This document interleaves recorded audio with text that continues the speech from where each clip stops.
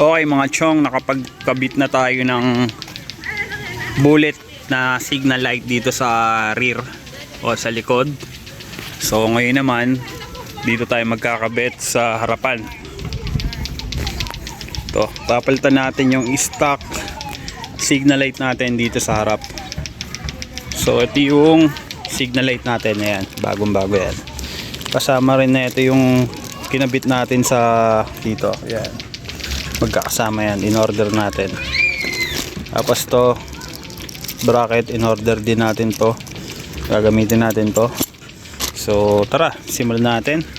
So ang una natin gagawin, syempre babaklasin natin yung stock na signal light, tsaka bubuksan natin to. So ang una nating babaklasin dyan, itong ating crash guard ng headlight. So meron tayo ditong 14 na wrench, dahil 14 yung size nyan. Yan, tara simulan natin to. So ito muna ang tanggalin natin.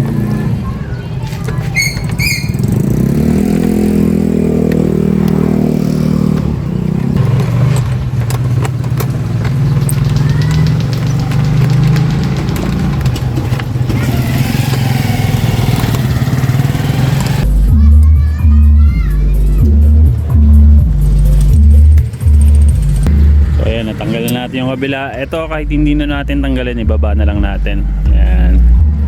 Tapos ito naman ang tatanggalin natin. Ang kailangan naman natin dito ay Phillips screw, dahil meron siyang screw dito sa gilid.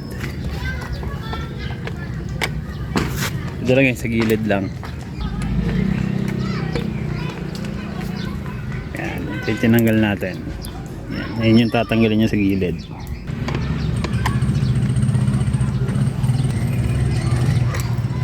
Pagkatanggal natin ang screw, pwede na natin tanggalin to. Ayan. Tapos pwede muna nating tanggalin to para hindi siya nakalawit dito. Or pwede naman kahit hindi na natin tanggalin. Ayan, hindi na magiging pure nan. So babaklasin natin tong stock headlight natin, no? Ang una natin gagawin, syempre bago natin baklasin to, hanapin natin yung wirings doon sa loob. Lalapit ko lang yung camera para kitang kita. So ayan, nakapesto na tayo. Hanapin natin yung wiring sa loob, pero hindi pa pala natin mahanap kasi may nakaharang. So tatanggalin muna natin tong ito. So ang kailangan naman natin dito ay 12. Ayan, 12 parehas yan. So ito yung gagamitin ko. Dali lang siya tanggalin. Tanggalin muna natin to. Ayan. Kung kabila, tanggalin na rin natin. Tapos pwede na natin hanapin yung mga wirings, kasi ito yan itong ayan. Sumabit. Ito yung loob ng ating headlight. So tatanggalin natin to kasi itong rubber na to, yan yung naka palupot dyan sa mga wire na yan para hindi magulo. Ayan, tanggalin natin yan. Hanapin natin yung nasan yung signal light. Medyo masikip nga lang. Yun, nakita ko na. Ito yung wire ng signal light. Ito, yan, dalawang to. Isang green at isang black. Yan, ito yung tatanggalin natin. So nakasuksok lang siya. Ano siyang parang socket doon. So gutin lang natin to. Medyo masikip. Yun, tanggalan natin, ganoon lang. Yun, ayan na. Ayan, black tsaka green. Ayan yung sa kanan. Pagkatanggal natin ng wire, pwede na natin tanggalin yung lock dito. Ito yung lock na yan, tatanggalin natin yan. Yung ganun lang. Tapos hugutin na natin yung wire. Medyo masikip lang.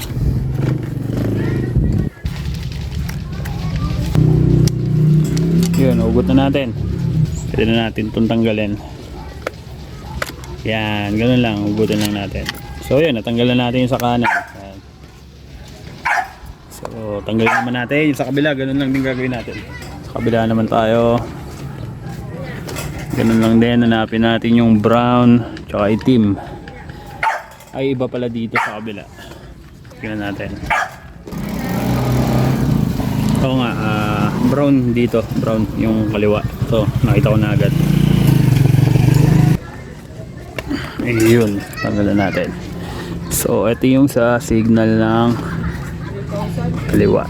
Ito, yan, ito natagpuan ko na agad. Isang brown, tsaka isang black. Yan, ganun lang din gagawin natin, hugutin natin to. Ayun, tanggal na. Yung isa, yung kulay black. Medyo matigas. Yun, tanggal na. Hugutin na natin. Hugutin na natin yung wire. Ayan. So, ganun lang kasimple. Yung mga chong, natanggal na natin yung mga stock signal light. Ito na yung ating ipapalit na signal light, yung bullet. At ito rin yung bracket na gagamitin natin. So, kabit muna natin to dito. Bali dalawa yan, tig-isa sila nung dalawang signal light. Ayan, bali ganyan na magiging forma niyan. Ayan. Kasi dito natin siya ilalagay. Pag ganito.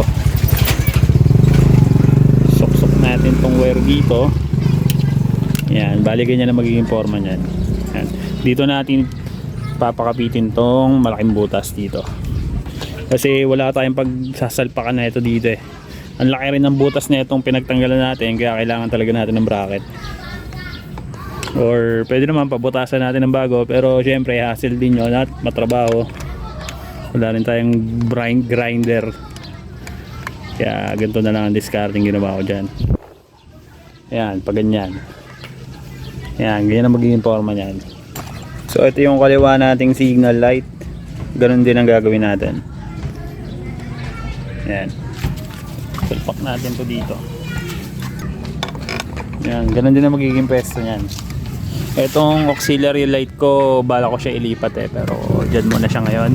Focus muna tayo dito sa signal light. Ngayon, sa wirings naman tayo. So itong wire na to, pasok na natin. Ayan, kung saan natin hinugot kanina, doon din natin padaanin. So ito na sila.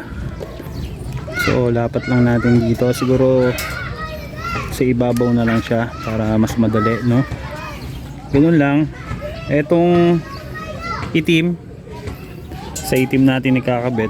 Ayan, itim yan. Yung green dito sa pula.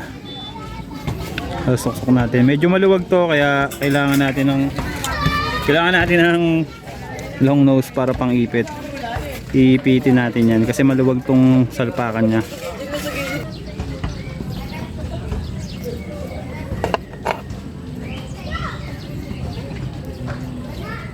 Ipitin lang natin to.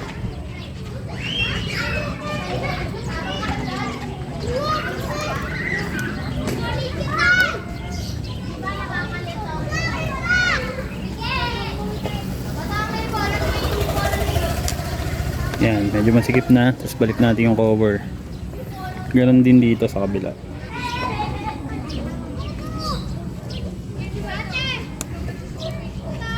Yun, ganon lang. Balik natin yung cover, kamada na natin ng maayos dito. Tapos ibalik natin tong rubber na to. Ito yung nakayakap sa mga wirings na yun eh, para hindi sila magulo.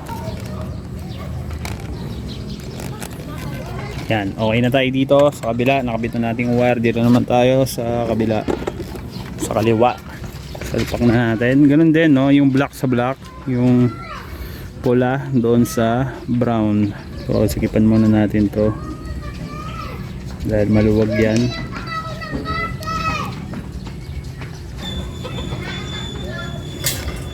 Yan, balik natin cover itong pula dito sa brown. Sikipan lang din natin to para hindi sila mag loose. Kapit natin pag masikip na. Yan, masikip na yan. Balik natin yung cover para hindi sila magdikit, hindi mag-short.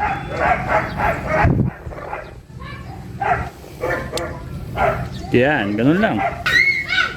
Pwede na natin ibalik tong bolt na to. Tapos ipit natin to dito.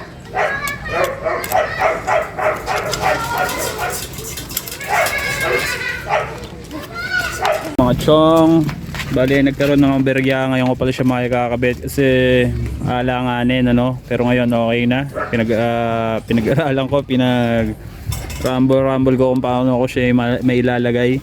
So nakuha ko na, kaya ito, salpak na ulit natin.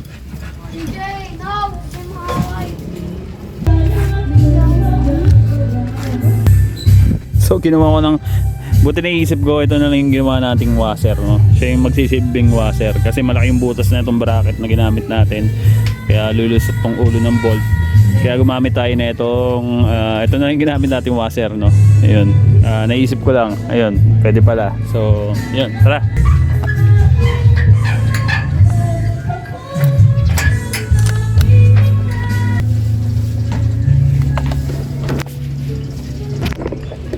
Hey mga chong, naikabit ko na tong kanang signal light. Dito na naman tayo sa kaliwa. So ginawa ko na lang siya ng paraan, no? Yan, madilim na, medyo paggabi na rin kasi, tsaka umaambo na, tsaka sumabay yung kapitbahay natin sa na nagbibideo, kaya papaspasan ko na to. Tara, game, salpakan na natin to. Gabi na, ang ingay pa.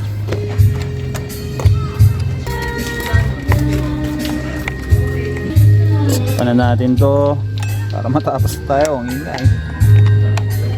Okay mga chong, naikabit na natin yung dalawang signal light kabilaan. Okay na lahat dyan, at ibabalik ko na lang tong headlight, tapos yung grills, tapos testing na natin, tapos okay na. At yun na yung pagkakabit natin ng bullet signal light dito sa ating Yamaha YDX125. So kakabit ko muna to, medyo lobat na rin yung cellphone ko, i-charge ko muna, tapos mamaya testing natin pagka naibalik ko na lahat, no? So yun, charge ko muna to saglit.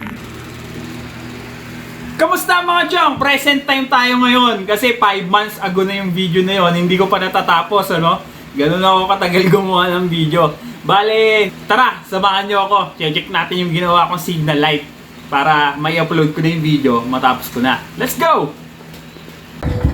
Okay mga chong, testing na natin tong signal light na kinabit natin dito sa ating Yamaha YTX125.